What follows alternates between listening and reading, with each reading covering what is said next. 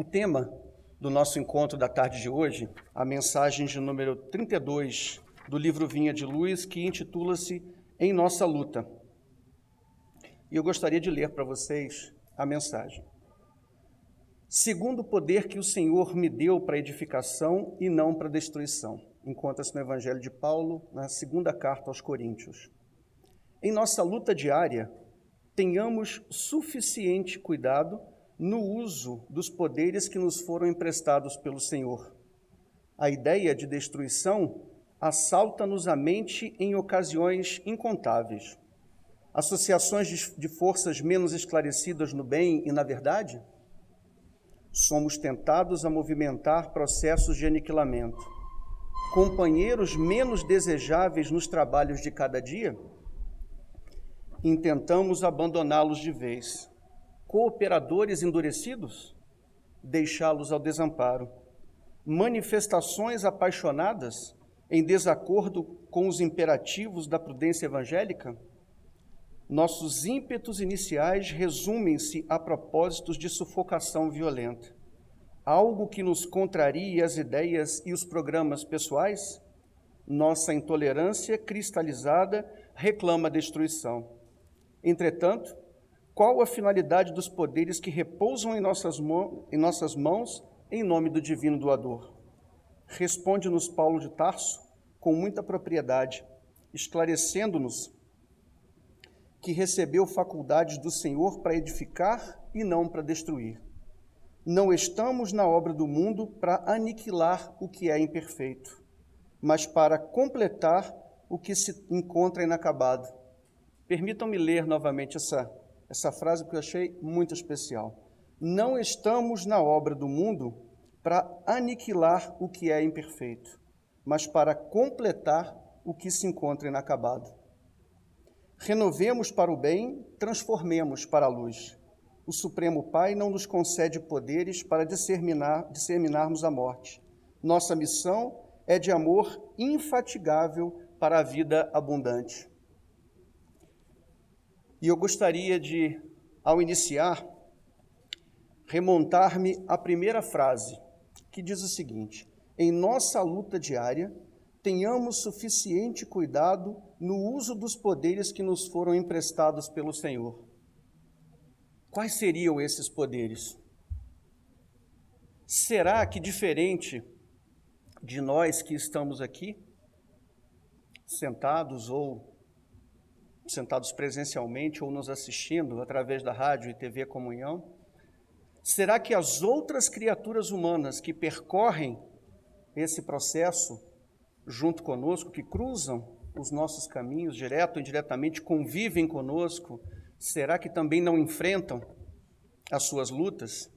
E quais seriam as razões para essas lutas? Qual seria o propósito para essa luta? Falando a respeito dos instrumentos e recursos citados aqui na primeira frase, eu gostaria de lembrar o que nos afirma de forma muito contundente, de forma muito positiva e propositiva, Joana de Ângeles, que o pensamento é o início de tudo. É no pensamento que nós começamos a dar vida. Geramos consequências positivas ou negativas, tomamos atitudes felizes ou infelizes, consequentes ou inconsequentes, nutrimos valores, cultivamos hábitos, fortalecemos crenças que podem nos ajudar e podem também nos enfraquecer, mas tudo isso tem início do pensamento. Lembrando da lei de causa e efeito, todo efeito tem uma causa, e a causa precede esse efeito. Considerando a importância, a relevância e os potenciais desafios que temos com o pensar, possivelmente chegamos a uma conclusão. Nunca fomos, em momento nenhum das nossas vidas, no que diz respeito ao estudo formal, nas nossas escolas, nas nossas faculdades, em cursos de pós-graduação, lato, stricto sensu, certificações, não importa, não fomos educados para compreender melhor os nossos pensamentos, para fazermos bom uso desse presente tão especial que recebemos. Estudiosos em neurociência nos afirmam, esse número não é um número fechado, até porque estamos falando de seres humanos, né? Mas que nós, ao longo do dia, geramos entre 20 e 70, somos capazes, né, de cultivar entre 20 e 70 mil pensamentos. Isso tudo precisa ser relativizado, considerando a quantidade de horas de sono que temos, a nossa atividade mental, o nosso temperamento, e isso naturalmente faz com que esses números se aproximem de 70 mil ou de 20 mil, mas é muito pensamento. E se considerarmos o número de maior monta, teremos aí uma média de 50 pensamentos por minuto que nós podemos cultivar. Será que isso é relevante para as nossas vidas? E esse é um convite que eu gostaria de fazer de forma muito respeitosa, para que nós tivéssemos cada vez mais atenção com os nossos pensamentos, considerando que ele é a origem de tudo e que pensamos diuturnamente. E esse desencadear natural do nosso pensar nos faz imaginar a responsabilidade que temos para todas as consequências que geramos, que originam-se no nosso pensar. Se nós, de forma vigilante ou invigilante, responsável ou não tão responsável, consciente ou inconscientemente, vamos nutrindo os nossos pensamentos.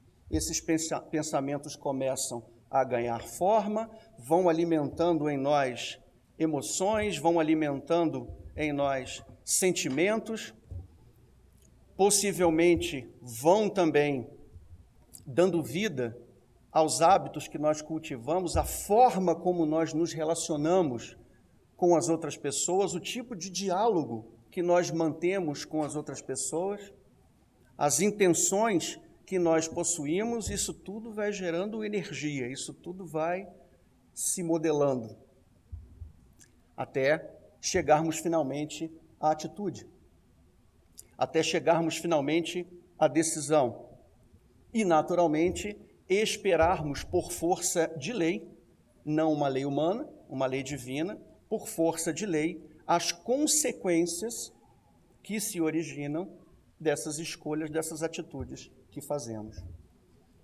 A liberdade de fazer escolhas é um presente que nós recebemos, divino, e que não pode ser transferida a quem quer que seja. É responsabilidade nossa. Nós não podemos derrogar ou transferir para quem quer que seja. Ao mesmo tempo, na medida em que exercemos essa liberdade de fazer escolhas que possuímos, vamos gerando consequências. E essas consequências nós não mais controlamos. A nossa liberdade de fazer escolhas termina ali, no momento da escolha.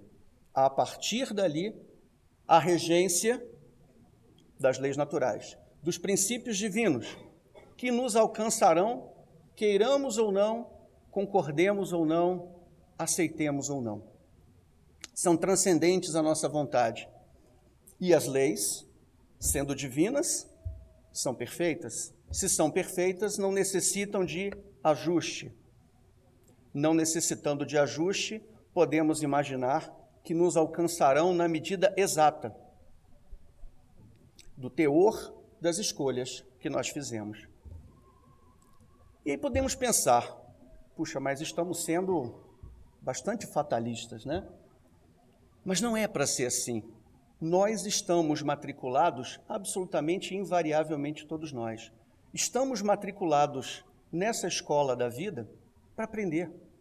E não por outra razão, nós temos a oportunidade e a possibilidade de aprender também com os nossos erros.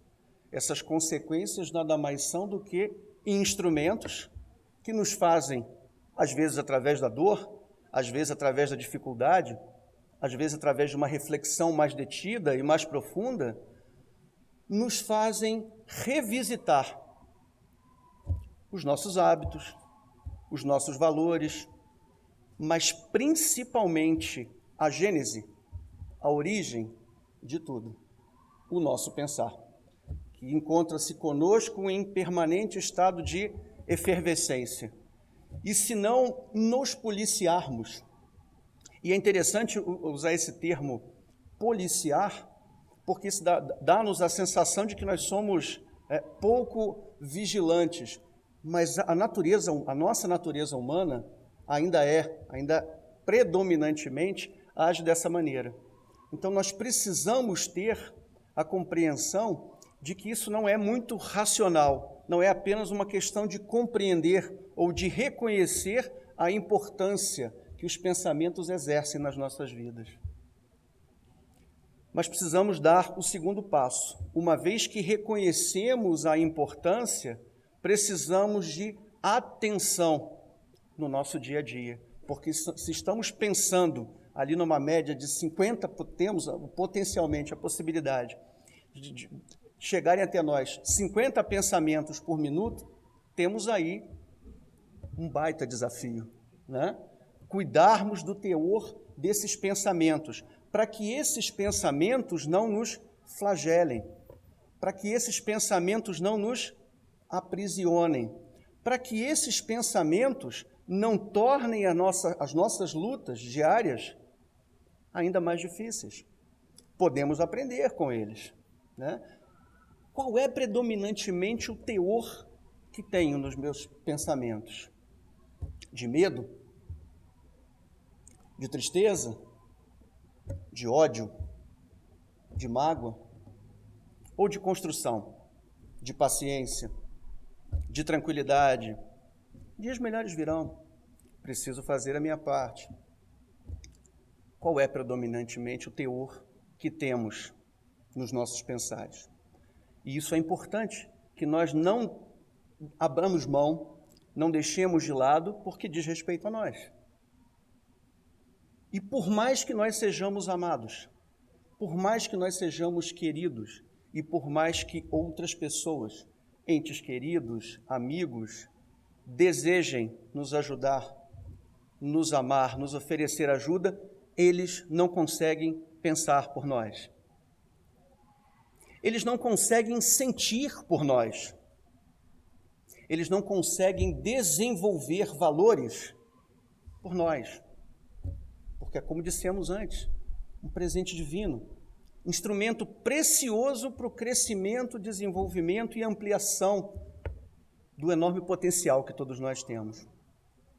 E nós precisamos cuidar.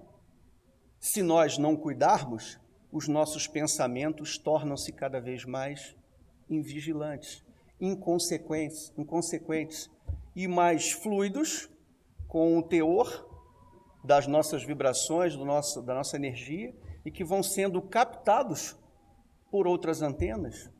Esse é um princípio de funcionamento bastante simples da gente entender, e os médicos, a ciência hoje já nos afirma, já é uma realidade consagrada cientificamente, o nosso pensar emite ondas eletromagnéticas, o mesmo princípio de funcionamento de antenas. Essas ondas eletromagnéticas são captadas por outras antenas. Seres humanos como nós, neste plano ou no plano extrafísico, que sintonizam conosco no nosso pensar. Pensam como nós, desejam como nós, sentem como nós e vamos nos conectando. E sem nos darmos conta, nos sentimos em determinados momentos, sem ter uma razão que aparentemente justifique, mas nos sentimos meio pesados, nos sentimos meio tristes, ou então nos sentimos felizes, nos sentimos alegres. Não tenhamos dúvida, esses sentimentos têm origem nos nossos pensamentos.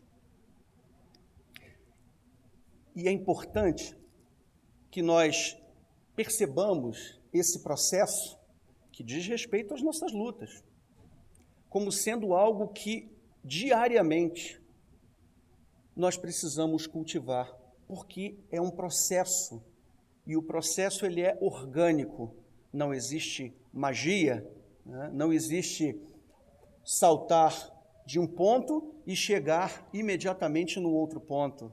Nós precisamos considerar a caminhada, a trajetória, os passos, as dificuldades, os ajustes naturais, as lágrimas, os sorrisos, e aí, sem nos darmos conta, chegamos ao nosso primeiro destino. Reconhecendo que esse processo é um processo orgânico e que nós precisamos vivenciá-lo diariamente, respeitando as nossas limitações. Estamos matriculados nessa escola, não somos perfeitos. Somos aprendizes, em determinados momentos somos também instrutores, mas muito mais aprendizes do que instrutores. Se reconhecemos as nossas limitações com humildade, não com leniência ou condescendência, imaginando-nos pouco capazes de realizar as mudanças e as transformações que já sentimos que devemos realizar, mas conscientes de que nós temos, nesse momento ainda, um limite e dificuldades, mas não abrindo mão desse enorme potencial que todos nós possuímos de vivenciar dia a dia esse processo e realizar os ajustes que sejam naturais, para que com o passar do tempo, também sem nos darmos conta, estejamos pensando melhor, estejamos sentindo de uma forma mais lúcida, de uma forma mais consciente, de uma forma mais humana, convergindo tudo o que acontece conosco diariamente, as nossas lutas, os nossos desafios, convergindo para algo que seja positivo para nós, para algo que nos seja benéfico e que naturalmente, sendo para nós dessa forma, naturalmente será para outras pessoas. E teremos a possibilidade de estender esses benefícios também para outras pessoas. Eu gostaria de dar um exemplo.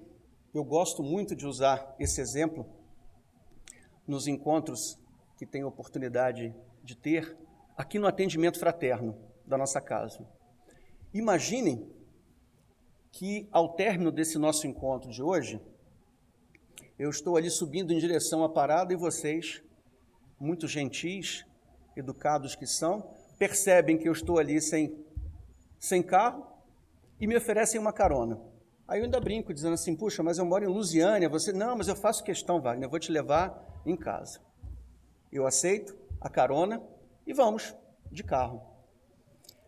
Logo ao entrarmos aqui na L2, cada um de vocês dirigindo seu veículo e eu junto, de carona, nós tomamos uma fechada monumental, daquelas fechadas que a gente não consegue entender o que aconteceu. Quase perdemos o controle do carro, quase batemos na guia, quase... Enfim, mas nada disso aconteceu. Nada disso aconteceu. O que pode nos vir à mente nesse exato momento? Um sentimento de raiva, de ódio, um desejo de vingança, ou até de pelo menos dizer alguma coisa para essa criatura que quase nos tira a vida, quase bate no nosso carro. Sim ou não, pessoal? Esse é o instinto natural.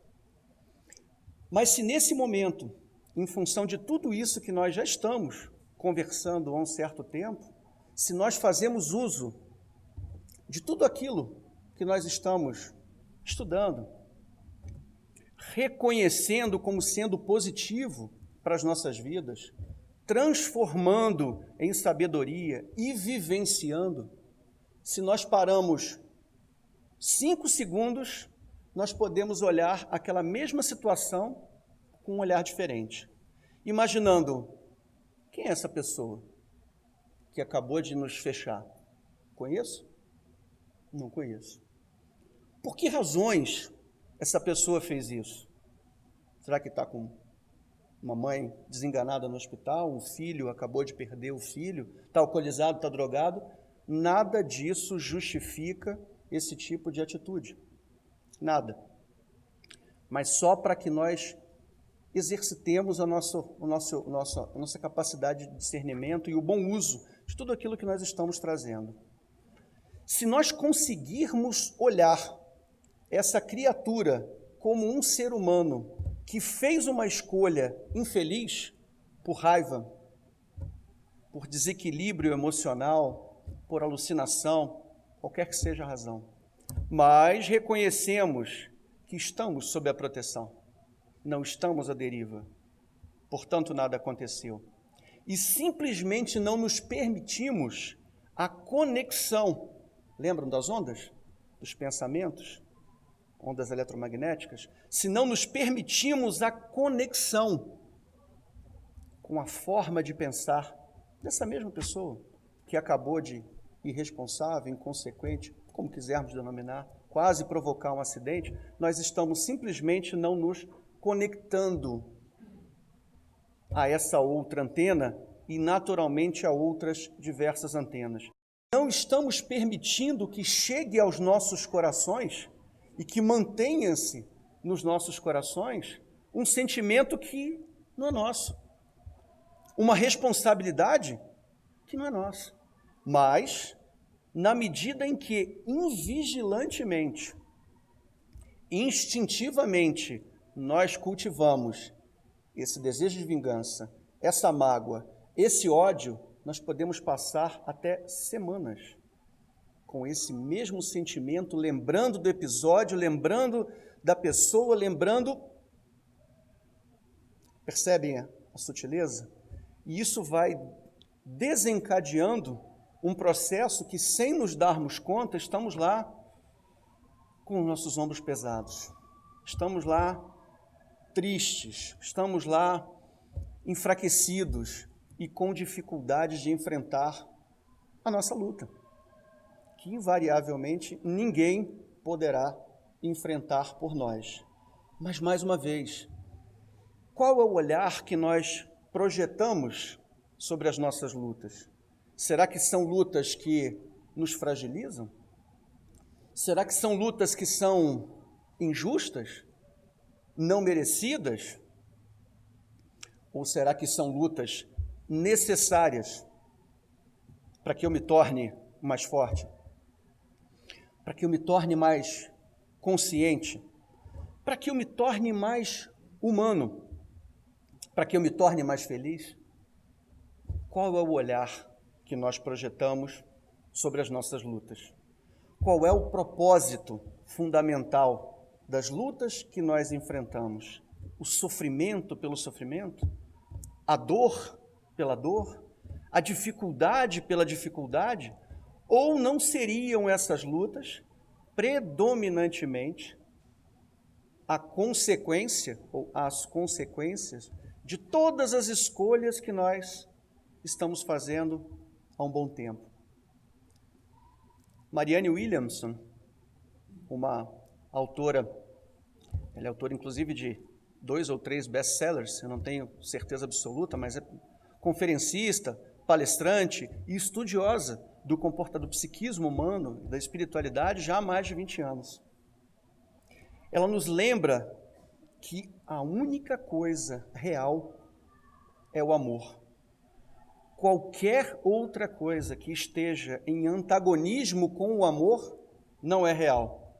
E eu achei incrível, porque você falou assim, puxa vida, quer dizer que nada mais, exatamente, nada mais existe a não ser o amor. O resto somos nós que criamos. A mente humana adoecida, em desalinho, provoca as alucinações do medo, que ela mesma assim classifica. A mente humana alucinada, em desalinho, ainda não edificada, produzindo o medo. afastando-se do amor. Mas nos gera uma perspectiva bastante positiva, que também nos é trazida de forma muito clara, de forma muito diversa na literatura espírita. Não é nada além do amor é definitivo. Todo o restante é transitório. Me refiro ao amor e subprodutos do amor, ou tudo que deriva do amor. E me refiro ao que não é definitivo, que é temporário e transitório, tudo que esteja em antagonismo, né? E já demos alguns exemplos. O medo, o ódio. Olavo Bilac, no livro Parnaso de Além-Túmulo, dizia que o ódio é o amor em desalinho.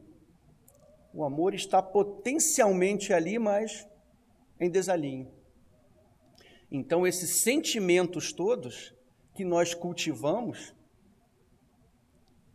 invigilantemente, inconscientemente, inconsequentemente cultivamos, vão nos trazendo as consequências que vão não nos afastando do amor, mas nos tornando a nossa caminhada um pouquinho mais longa, porque quando entendemos, reconhecemos que estamos sob a égide desse sentimento maior, nos tornamos mais confiantes, nos tornamos mais felizes de forma relativa. A felicidade não é plena, mas podemos nos tornar mais felizes.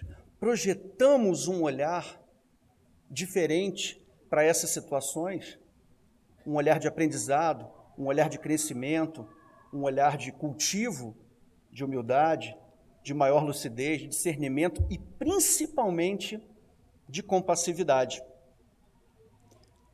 A compassividade é uma expressão que normalmente nos leva a pensar na dó, na pena, mas é um sentimento que nos permite olhar o outro como alguém tão humano quanto ou mais do que nós, tão imperfeito quanto ou mais do que nós. E, naturalmente, se esse alguém é tão imperfeito quanto ou mais do que nós, está tão suscetível ao erro, à vaidade, ao ego, à violência e ao amor, quanto nós. E se nós projetamos esse olhar compassivo, nós nos sentimos menos decepcionados, nos sentimos menos injustiçados, nos sentimos menos tristes, porque reconhecemos ali alguém que, como eu, também erra, também não sabe de tudo, também está matriculado nessa mesma escola com o objetivo de aprender.